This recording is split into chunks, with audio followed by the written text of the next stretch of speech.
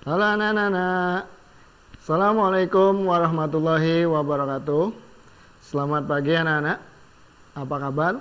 Semoga pagi hari ini anak-anak dalam keadaan sehat walafiat dan tetap semangat untuk belajar walaupun masih belajar dari rumah. Karena kita masih di masa pandemi COVID-19. Baik anak-anak, sebelum kita mulai pembelajaran hari ini, Bapak ingatkan kembali tentang protokol kesehatan yang harus kita terapkan dalam kehidupan kita di masa pandemi ini. Ya, baik, protokol kesehatan yang harus anak-anak terapkan selalu dimanapun anak-anak berada di saat pandemi ini, biar kita terhindar dari wabah atau virus corona ini ya. Baik, yang pertama adalah memakai masker. Dimanapun anak-anak berada, anak-anak selalu gunakan atau selalu memakai masker. Yang kedua, jangan lupa setelah kita beraktivitas, setelah kita memegang sesuatu, kita cuci tangan, menggunakan sabun, atau kita bisa juga menggunakan hand sanitizer. Supaya tangan kita bersih. Yang ketiga, menjaga jarak. Jarak antara kita dengan teman kita atau dengan orang lain minimal. Ingat ya anak-anak ya, minimal 1 meter jaraknya. Minimal 1 meter. Yang ketiga, yang keempat, tidak berkerumun. Artinya apa? Anak-anak jangan bergerombol dengan teman-teman Tuh, apalagi udah katakan main atau pergi kemana yang banyak orang itu hindari dulu Nah, yang kelima adalah membatasi mobilitas atau bepergian. Kalau sekiranya tidak perlu atau tidak terlalu penting, anak-anak tetap di rumah saja Itu protokol kesehatan yang Bapak selalu ingatkan kepada anak-anak supaya kita terhindar dari wabah virus corona ini. Baik anak-anak, sebelum kita belajar kita berdoa terlebih dahulu supaya apa yang kita pelajari pada pagi hari ini bisa bermanfaat buat anak-anak untuk bekal di masa yang akan datang. Baik, berdoa. Mulai. 7 kali 3 tambah 9. Doa sebelum belajar. Bismillahirrahmanirrahim. Raditu billahi rabba wa bil islami dina wa bi muhammadin nabiyya wa rasula. Rabbi zidni ilman warzuqni fahman. Artinya, kami ridho Allah sebagai Tuhanku, Islam sebagai agamaku, dan Nabi Muhammad sebagai Nabi dan Rasul. Ya Allah, tambahkanlah kepadaku ilmu dan berikanlah aku pengertian yang baik. Ya, selesai. Anak-anak, kita akan belajar pada hari ini tema 2, persatuan dalam perbedaan muatan pelajaran IPS, makna proklamasi kemerdekaan anak-anak nanti akan belajar bersama Bapak Edi Slamet dari SDN Cangkol 3 Setelah berdoa tadi kita pelajarinya. Nah, tujuan yang akan kita capai untuk pembelajaran hari ini, yang pertama adalah memahami makna proklamasi kemerdekaan. Ya. Yang kedua, memahami upaya mempertahankan kemerdekaan. Yang ketiga, memahami upaya mengembangkan kehidupan kebangsaan yang sejahtera. Itulah tujuan pembelajaran yang akan kita capai pada pembelajaran kali ini. Baik anak-anak, sebelum kita lanjut ke materinya ya, kita simak dulu sebuah tayangan ya, video berikut ini.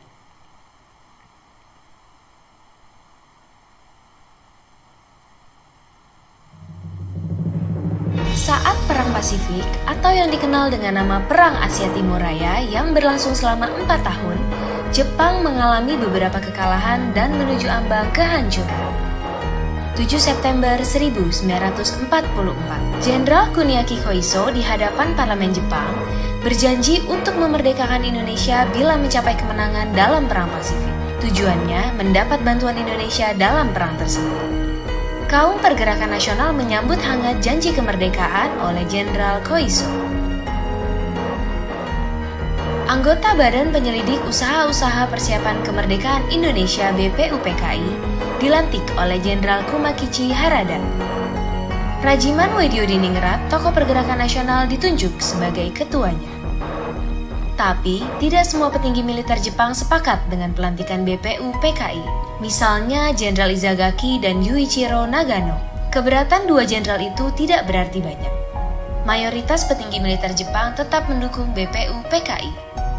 Sidang BPUPKI dari 29 Mei sampai 1 Juni 1945 pun berjalan mulus. Setelah bersidang 2 kali, kerja BPUPKI berakhir dengan baik, sesuai harapan Jenderal Kumakichi Harada. BPUPKI lalu dibubarkan oleh Jenderal Terauchi Hisaichi, diganti jadi Panitia Persiapan Kemerdekaan Indonesia (PPKI) 7 Agustus 1945. 21 nama anggota PPKI diumumkan. Sebagian besar berasal dari BPUPKI. Mereka sudah bersiap sidang pada 16 Agustus 1945. Soekarno, Hatta, dan Rajiman Wediodiningrat wakil PPKI terbang ke Dalat, Vietnam 12 Agustus 1945. Di tengah kabar pengeboman Hiroshima dan Nagasaki di Jepang, Jenderal Hisaichi Terauchi, Panglima Angkatan Perang Jepang di Asia Tenggara, menyambut kedatangan mereka. Jenderal Terauchi berkata bahwa PPKI bisa segera memproklamasikan kemerdekaan Indonesia. Kabar gembira tepat pada hari ulang tahun Hatta. Mereka semua senang, kemerdekaan sudah di depan mata. Sepulang dari Vietnam, sejumlah pemuda dari Organisasi Angkatan Pemuda Indonesia API membawa Soekarno dan Hatta ke Rengas Dengklok pagi hari 16 Agustus 1945. Dalihnya, situasi Jakarta genting, Bung. Pemuda mendesak Soekarno dan Hatta segera memproklamasikan kemerdekaan Indonesia. Jepang sudah menyerah, kata para pemuda. Soekarno dan Hatta terkejut, tapi Soekarno enggan memenuhi permintaan para pemuda. Menurut Soekarno dan Hatta, proklamasi kemerdekaan harus melalui rapat PPKI. Pemuda akhirnya memulangkan mereka ke Jakarta sore harinya. Sepulang dari Rengas Dengklok, Soekarno dan Hatta hendak bersidang dengan PPKI di Hotel Das Indies, Jakarta. Tapi Jepang melarangnya. Perubahan situasi mengarahkan rapat persiapan kemerdekaan ke rumah Laksamana Maeda, Perwira Angkatan Laut Jepang. Di tempat inilah dalam sebuah ruangan, Soekarno, Hatta, dan Ahmad Subarjo merumuskan naskah proklamasi kemerdekaan tanpa gangguan dari Jepang. Soekarno lalu membacakannya ke anggota PPKI dan pemuda di serambi rumah. Naskah yang singkat, tapi semua sepakat dengan isinya. Kemerdekaan bukan lagi impian. Hari bersejarah itu tiba. Soekarno membacakan naskah proklamasi kemerdekaan Indonesia ke banyak orang di rumahnya, di Jalan Pegangsaan Timur nomor 56 Jakarta. Tokoh-tokoh Pergerakan Nasional dan rakyat biasa membaur, mendengarkan pembacaan itu dengan hebat. Setelah itu, bendera merah putih jahitan Fatmawati, istri Soekarno, dinaikkan perlahan, diiringi lagu Indonesia Raya. Penghormatan pun diberikan. 17 Agustus 1945, Indonesia akhirnya merdeka.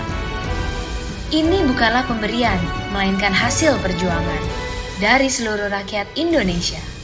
Proklamasi kemerdekaan mengantar bangsa Indonesia bergelut dengan cerita baru. Jepang memang telah terjungkir, tapi pengaruhnya belum berakhir. Ini dialami oleh fotografer Mendur bersaudara dalam merekam dan menyebar proklamasi. Jepang menghancurkan kamera Alex Mendur, sang kakak. Karena itu, Franz, sang adik, mengubur negatif fotonya di halaman kantor Surat Kabar Asia Raya demi selamatkan bukti-bukti proklamasi. Di tempat lain, pewarta berhasil mengabarkan proklamasi lewat media cetak, juga melalui siaran radio dengan menggunakan beragam bahasa daerah. Di desa-desa, pemuda Republik berperan meneruskan kabar proklamasi. Mereka berkeliling dan berteriak, "Jepang menyerah, Indonesia merdeka!" Akhirnya, tiap orang menjadi saksi Indonesia telah merdeka.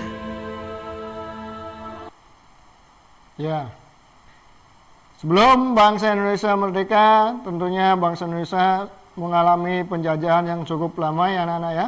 Sekitar 350 tahun lamanya bangsa kita dijajah oleh bangsa asing, hingga akhirnya pada tanggal 17 Agustus 1945 bangsa Indonesia membacakan naskah atau teks proklamasi kemerdekaannya. Nah, sejak tanggal itu bangsa Indonesia merdeka. Nah, sebelum pembacaan teks proklamasi itu ya, saya mengalami beberapa peristiwa ya. Ada peristiwa Rengas Dengklok. Nah, setelah bangsa Indonesia merdeka ya, setelah membacakan teks proklamasi, nama yaitu lahirnya negara Indonesia. Setelah adanya proklamasi atau sesudah Indonesia merdeka, maka lahirlah Negara Kesatuan Republik Indonesia yang terbebas dari penjajahan, berdiri sendiri dan tanpa dikuasai oleh bangsa manapun. Ya. Yang kedua, makna yang kedua yaitu puncak perjuangan bangsa Indonesia. Indonesia telah berjuang maksimal selama 350 tahun melawan penjajahan bangsa asing. Saat proklamasi kemerdekaan merupakan puncak dari perjuangan itu. Ya. Tumpah darah para pahlawan terbayar. Ya.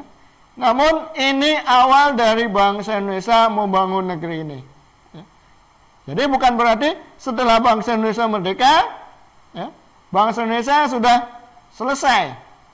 Tapi setelah merdeka ini merupakan awal dari bangsa Indonesia untuk membangun negeri ini menjadi lebih baik, menjadi lebih sejahtera rakyatnya. Ya. Makna yang berikutnya, atau makna yang ketiga, tonggak sejarah bangsa Indonesia. Peristiwa proklamasi menjadi momentum penting yang memiliki makna bagi perkembangan sehingga dapat mengubah pola pikir sikap, tindakan yang akan dilakukan untuk lebih maju ke depannya. Ya. Itu yang tadinya telah dijajah setelah merdeka, maka kita tinggal mempertahankan kemerdekaan itu dengan membangun negeri ini, ya, untuk lebih maju lagi ke depannya. Makna yang keempat itu dari aspek kultural. Adanya proklamasi memunculkan peradaban baru, yaitu harkat dan martabat masyarakat Indonesia sejajar atau sama. Rasa kemanusiaan muncul pada kehidupan masyarakat berkembang dengan cepat. Ya. Setelahnya merdeka, ya, yang tadinya sebelum merdeka rakyat kita itu terkotak-kotak, ya, strata sosialnya. Ya. Ada kalangan bangsawan, ada kalangan biasa, namun setelah merdeka, maka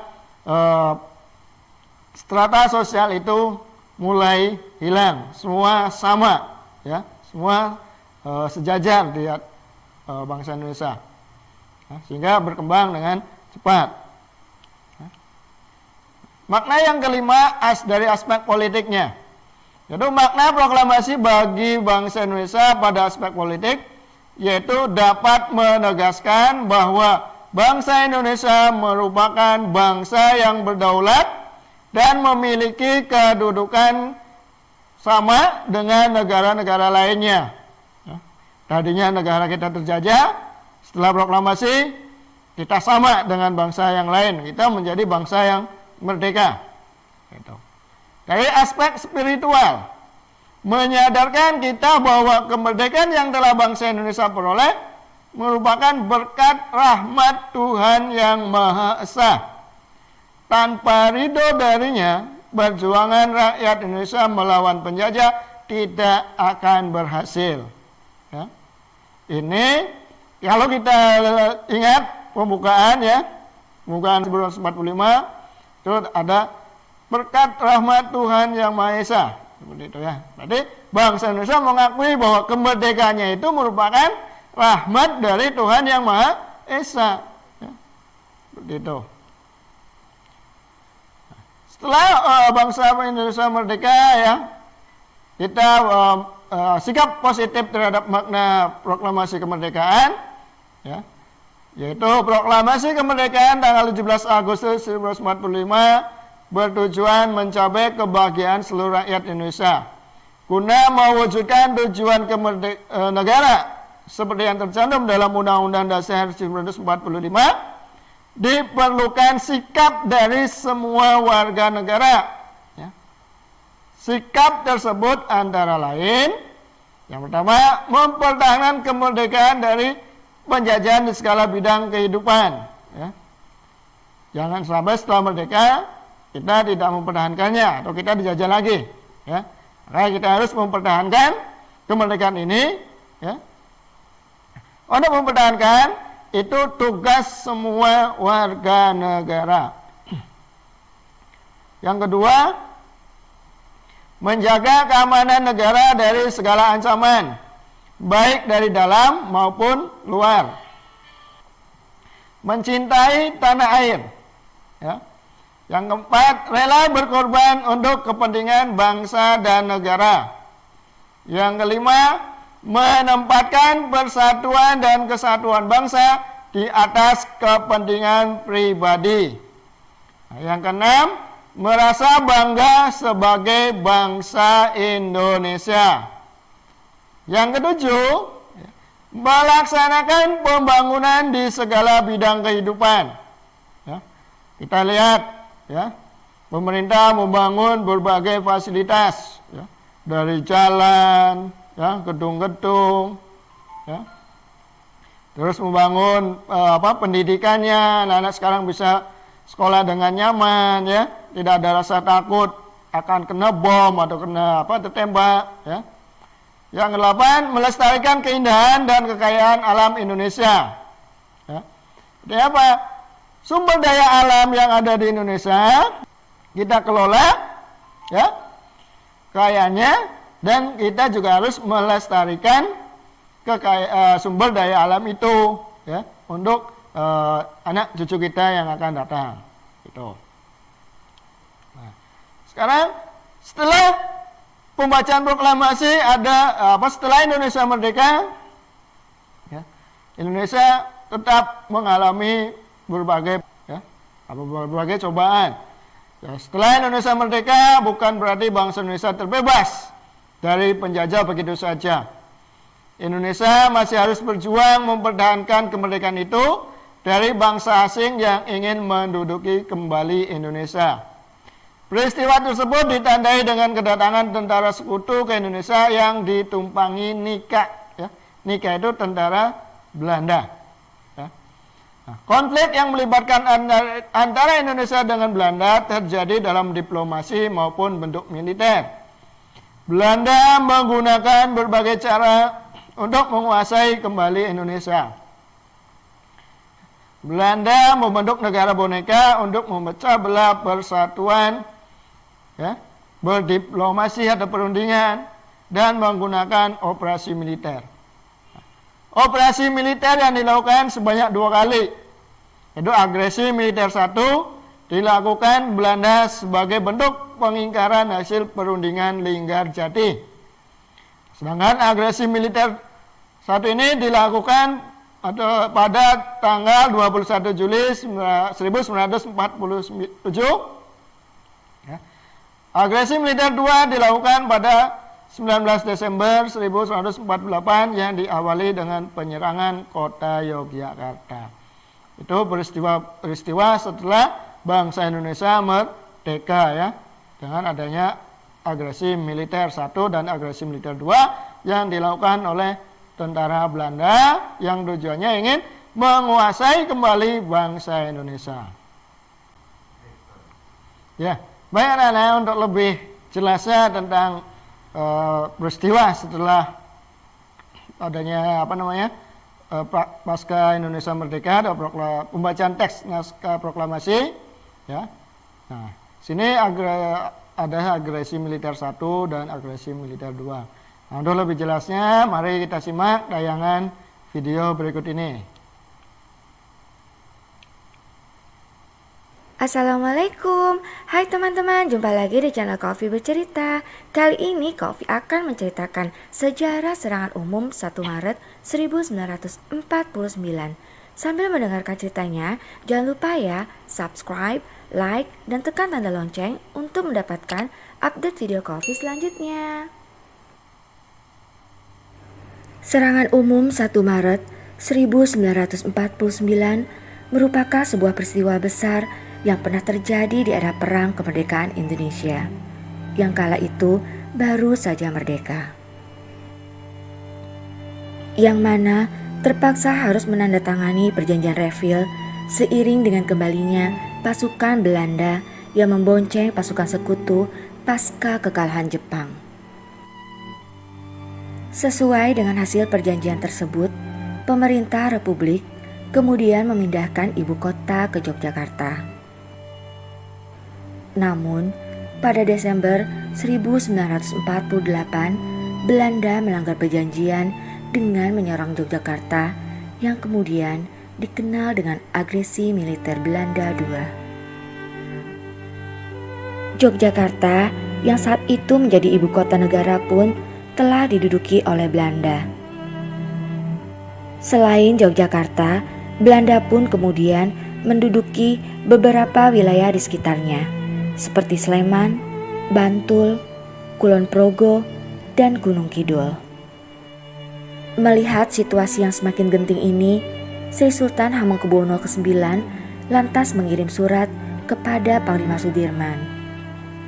Dalam suratnya, Sri Sultan yang saat itu sudah melepaskan jabatannya di Keraton Ngayogyakarta Hadiningrat meminta izin agar diadakan serangan guna merebut kembali kota Yogyakarta dari tangan Belanda.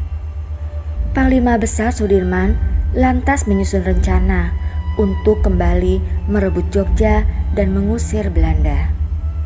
Panglima Sudirman pun lantas menyetujui permintaan Sri Sultan tersebut dan meminta Sri Sultan untuk berkoordinasi dengan Letnan Kolonel Soeharto yang saat itu menjabat sebagai Komandan Brigade 10 Wehkrese 3. Pertempuran sengit pun tak bisa dihindari dan terjadi hampir di setiap sudut juga ruas jalan yang ada di kota Yogyakarta.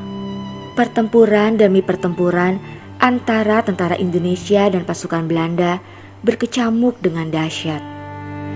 Sejarah mencatat, kota Yogyakarta saat itu dikepung oleh gerilyawan TNI dari berbagai penjuru kota. Belanda yang saat itu kurang persiapan merasa terkejut dan tidak bisa memberikan perlawanan yang berarti. Hanya butuh 6 jam saja bagi TNI untuk merebut kembali ibu kota Yogyakarta. Pasukan Belanda yang sudah berhasil dipukul mundur itu lalu meninggalkan pos militernya. Beberapa kendaraan artileri berat milik tentara Belanda pun dirampas oleh pihak TNI. Tepat pukul 12, Letkol Soeharto lalu memerintahkan pasukannya untuk mengosongkan kota dan kembali ke pangkalan gerilya. Berita kemenangan TNI ini kemudian menyebar hingga akhirnya sampai ke Washington DC, Amerika Serikat, yang mana saat itu PBB sedang bersidang dan diikuti oleh perwakilan Indonesia. Dengan kemenangan serangan umum 1 Maret 1949 ini, Indonesia memiliki posisi yang kuat dalam perundingan dengan Dewan Keamanan PBB. Kemenangan ini menjadi bukti masih utuhnya kekuatan TNI dengan negara Republik Indonesia di mata dunia. TNI dan NKRI tidak hilang ataupun mati seperti yang selalu dipropagandakan oleh pihak Belanda. Sebelumnya, pihak Belanda selalu mengklaim bahwa Indonesia sudah tidak lagi memiliki kekuatan dan karenanya Belanda merasa berhak untuk kembali menanamkan kekuatannya. Namun demikian, kemenangan besar TNI dan rakyat Indonesia dalam peristiwa serangan umum 1 Maret 1949 tersebut telah membuka mata dunia bahwa Indonesia adalah negara yang memang berdaulat. Nah teman-teman, demikianlah sejarah serangan umum 1 Maret 1949 yang mana peristiwa ini juga menjadi momen penting membawa bangsa Indonesia terlepas dari belenggu penjajahan untuk selama-lamanya. Ya, itulah peristiwa serangan 1 Maret ya, di mana merupakan perang terbesar dari agresi militer 2, yaitu merebut kembali kota Yogyakarta yang telah dikuasai oleh Belanda. Serangan 1 Maret ini juga menunjukkan kepada dunia bahwa kekuatan bangsa Indonesia masih ada. Ya. Militer bangsa Indonesia masih ada. Tidak seperti yang telah disampaikan oleh Belanda bahwa tentara Indonesia tidak ada. Dengan adanya serangan 1 Maret ini membuktikan bahwa bangsa Indonesia adalah bangsa yang kuat. Naskah proklamasi. Ini yang digembor-gemborkan ya di awal tadi, ya, bahwa dengan naskah proklamasi telah dibacakan, itu menandakan bangsa Indonesia telah merdeka. Nah, yang ini merupakan naskah proklamasi hasil dari ketikan ya, yang telah diketik oleh Sayuti Malik ya. Kalau yang aslinya adalah tulisan tangan dari Insinyur Soekarno. Nah, bagaimana bunyi proklamasi? Nah, ini kita simak.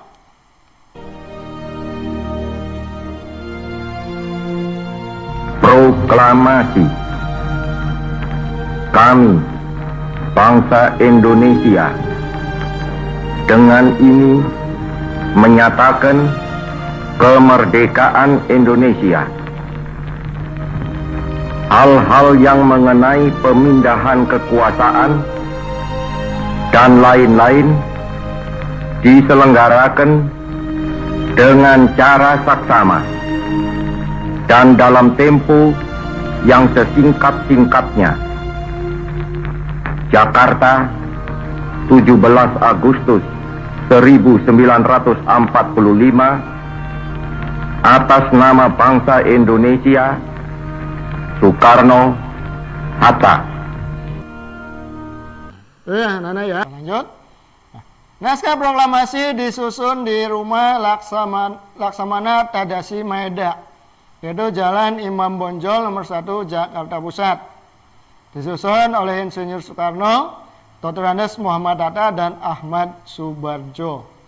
Kalimat pertama diusulkan oleh Ahmad Subarjo, ya, yang diambil dari rumusan BPUPKI, dan kalimat terakhir diusulkan oleh Muhammad Hatta dan ditulis oleh Insinyur Soekarno. Itu naskah proklamasi. Nah, di dalam naskah proklamasi ya, antara tulisan tangan dan antara tulisan tangan dan ketikan itu ada perubahan. Ya. Perubahannya yang pertama itu kata hal. Ya. Kalau di tulisan tangan itu hal angka 2, tapi diketikan dirubah menjadi hal-hal. Ya. Nah, perubahan yang kedua kata tempo, ya, ada hanya. Ya. diubah menjadi tempo, tidak ada hanya. Terus yang ketiga, wakil-wakil bangsa Indonesia diubah menjadi atas nama bangsa Indonesia. Nah, perubahan yang keempat, Jakarta 17.805 diubah menjadi Jakarta hari 17 bulan 8 tahun 05. Nah, perubahan yang kelima yaitu naskah teks proklamasi klad atau hasil tulisan tangan ya, tidak ditandatangani. Sedangkan naskah teks proklamasi autentik atau hasil ketikan ya, ditandatangani oleh Insinyur Soekarno dan Dr. Andas Muhammad Hatta atas nama bangsa Indonesia. Ya. Nah, usaha-usaha sesudah proklamasi kemerdekaan ya. Jadi setelah bangsa Indonesia merdeka, ya, bangsa Indonesia tetap berusaha ya, melakukan usaha-usaha untuk mengisi kemerdekaannya itu. Ya. Nah, perwujudan kegiatan dalam bidang sosial ya, dengan membentuk Kementerian Sosial pada tanggal 19 Agustus 1945 berdasarkan keputusan PPKI. Kegiatan-kegiatan yang dilakukan pada masa perang kemerdekaan antara lain: 1. Penanggulangan masalah pengungsian ya. Yang kedua, pemulangan bekas Romusa dan Heiho ya. Yang ketiga, rehabilitasi penderita cacat. Yang keempat, penanggulangan anak yatim piatu serta orang-orang terlantar. Itu usaha-usaha sesudah proklamasi kemerdekaan melalui Kementerian Sosial. Nah, itulah pembelajaran kita hari ini ya. Semoga dapat bermanfaat, semoga dapat menambah wawasan anak-anak tentang sejarah bangsa Indonesia ya. Yang perlu kita ingat ya, setelah kita merdeka bukan berarti kita berpangku tangan atau diam saja, tetapi kita berkewajiban untuk mengisi kemerdekaan bangsa Indonesia itu dengan kegiatan-kegiatan yang positif. Anak-anak sebagai pelajar ya, isi kemerdekaan ini dengan belajar yang rajin, patuhi orang tua, patuhi guru, itu merupakan peran serta anak-anak dalam mengisi kemerdekaan. Kalau anak-anaknya pintar, ya, karena anak-anak ini akan menjadi generasi penerus bangsa Indonesia, ya, yang akan menggantikan ya, para pemimpin bangsa Indonesia yang sekarang, yang akan menggantikan para jenderal yang sekarang, yaitu adalah anak-anak yang menggantikan para bapak ibu guru yang ada saat ini, tentunya adalah anak-anak ya. Oleh karena itu anak-anak harus rajin belajar supaya pandai dan bangsa Indonesia tidak dijajah lagi oleh bangsa asing. Nah, baik, itulah sedikit ya penjelasan dari Bapak ya. Semoga materi ini bisa bermanfaat buat anak-anak. Jangan lupa patuhi protokol kesehatan, selalu berdoa sehingga pandemi virus corona ini cepat berlalu. Ya. Wassalamualaikum warahmatullahi wabarakatuh.